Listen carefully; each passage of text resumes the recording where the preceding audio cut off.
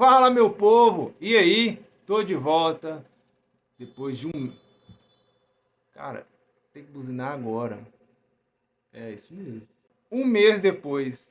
É isso mesmo, mais de um mês depois, né? Que eu não gravo o vídeo aí. Teve vídeo que já estava gravado, eu consegui enviar, mas meu celular tinha estragado. Meu celular tinha quebrado a tela. E quando finalmente eu consegui arrumar, ele toda hora ele estava dando um problema de adaptação com a tela. Mas finalmente nós estamos aqui, de volta, gravando os vídeos do Direcione-se a Jesus. Então, como eu sempre digo, mais um vídeo aqui no canal Direcione-se a Jesus. Mas você sabe, né? Antes de qualquer coisa, já vai deixando seu like. Deixa o seu like, compartilha o canal.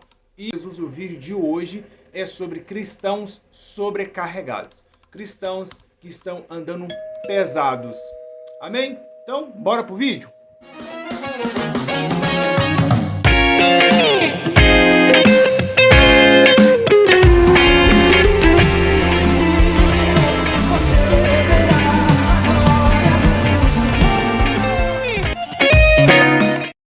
Um dos versículos mais famosos para pregar para alguém, ou quando nós falamos no início da caminhada de alguém, nós geralmente às vezes nós falamos: vinde a mim todos que estão cansados e sobrecarregados, e eu vos aliviarei. É o que o Senhor diz para todo aquele que está cansado. Então nós chamamos as pessoas, nós pregamos para as pessoas, nós pregamos muito isso, nós falamos muito isso para as pessoas, mas o que eu tenho percebido é muitos cristãos cansados, muitos cristãos sobrecarregados. Há muito tempo eu noto esse comportamento, há muitos anos eu vejo cristãos estando sobrecarregados, cristãos que só vivem lamentando: olha, como a vida é pesada, viver a vida de Deus é difícil, não sei o quê, tentação, peso espiritual, retaliação, que é uma das principais, inclusive, que as pessoas falam. Mas eu sempre vi isso como um erro, como um defeito no meio dos cristãos. E também eu tenho percebido que essa sofrência no meio do povo de Deus tem aumentado, tem se alastrado, mas não exatamente com o mesmo pensamento, com a mesma limitação. Né? Se antes o povo entendia que não poderia desfrutar de nada, que não poderia dançar, que não poderia exultar na presença de Deus, celebrar, ser feliz na presença de Deus e ficar só com aquele sentimento de autocomiseração, hoje as pessoas entendem que elas podem sim desfrutar. Mas aí é que está o problema. Elas foram ao outro extremo. Se elas entendiam que poderiam desfrutar, elas esqueceram que o coração delas não pode estar nessas coisas. O coração não pode estar em coisas, em estruturas físicas, em conquistas terrenas aqui. Nós podemos sim desfrutar de tudo que está ao nosso alcance, ou tudo que está ao nosso redor, mas o nosso coração não tem que estar nessas coisas. O nosso coração precisa estar em Cristo. Porém, aos cristãos entenderem que eles poderiam sim conquistar coisas, carros, poderiam sim exultar, celebrar, ser feliz, viver a vida de fato, né? Eles começaram a colocar essas coisas no coração. Porém, esse não é o ponto. Né? O cristão, né, ele não vive por coisas, ele vive com o coração direcionado a Jesus Cristo. A nossa vida é por Ele, é por causa dele que nós vivemos a vida que nós vivemos, é por causa dele que nós somos cristãos. Por que nós somos cristãos? Porque a nossa vida, o nosso relacionamento com Deus foi reconectado e foi religado por causa de Cristo. E o ministério que nós temos é simplesmente para servir ao outro, simplesmente para nós sermos cooperadores com Cristo. E também aí entra o maior perigo no meio dos cristãos, no meio de líderes, no meio de pessoas que entendem que tem um chamado. O peso mais imperceptível que tem no meio do cristão é esse, é o peso ministerial. Pessoas estão se preocupando com estruturas físicas. Pessoas estão preocupando com coisas que Deus não a chamou para fazer. A coisa no seu coração, que por mais boa intenção que tenha, não foi Deus que te chamou para isso. Deus ele te chamou para viver o seu chamado. Deus ele te chamou para viver algo específico.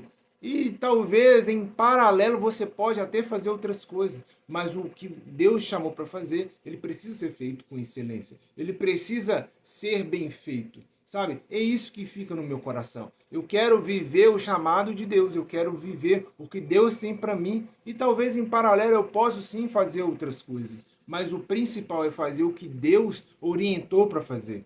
Sabe? Nós somos cooperadores de Deus com o Evangelho, nós somos cooperadores com o Espírito Santo ao pregarmos o Evangelho, ao divulgarmos o Evangelho, ao vivermos o ministério de Deus. Afinal, o ministério tem a ver com Deus, tem a ver com Ele. Ele nos comissionou, Deus ele nos chamou para fazermos algo, mas que tem a ver com Ele. É Ele que está fazendo, mas nós estamos sendo cooperadores. Mas o que nós temos visto no meio dos cristãos são cristãos pesados. Líderes que têm se preocupado com estruturas físicas, com a sua administração, se vai ter dinheiro, se não vai, se vai ter número de pessoas, se não vai, líderes de célula, líderes de igreja, líder de departamento, preocupante se vai ter X número de pessoas, mas não é esse o intuito. Deus ele te chamou para cuidar daqueles que estão ali.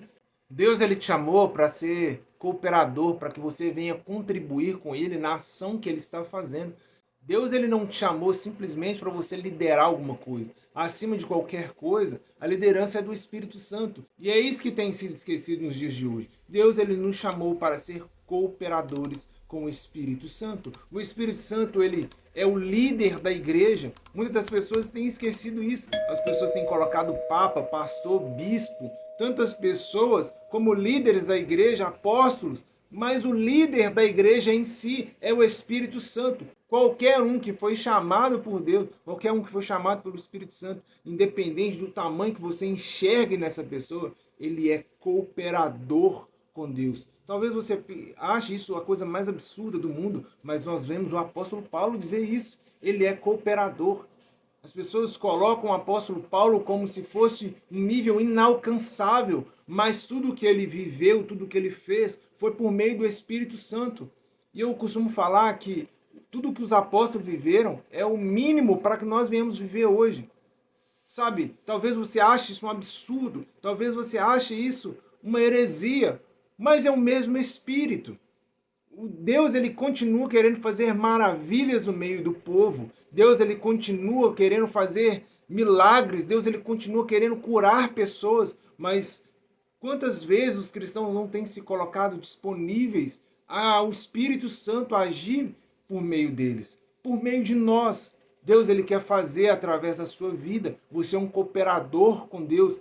Você não precisa carregar o peso de fazer tudo sozinho, de carregar uma igreja, de carregar uma célula, de carregar uma equipe, uma liderança de intercessão ou qualquer departamento que você tenha dentro da igreja como líder. Deus ele quer fazer através de você. Se Deus ele te chamou, se Deus te orientou a viver algo, Deus ele está fazendo e você é o cooperador. Você é o cooperador para que Deus faça através de você. E não você faça através do Espírito Santo. Não é o contrário. Deus ele quer fazer. E por isso, muitas das vezes, está pesado para você. Você tem carregado cargas que não deveria carregar porque tem coisas que você não deveria estar fazendo ou você não deveria estar se preocupando. Talvez outra pessoa seria melhor do que você para fazer.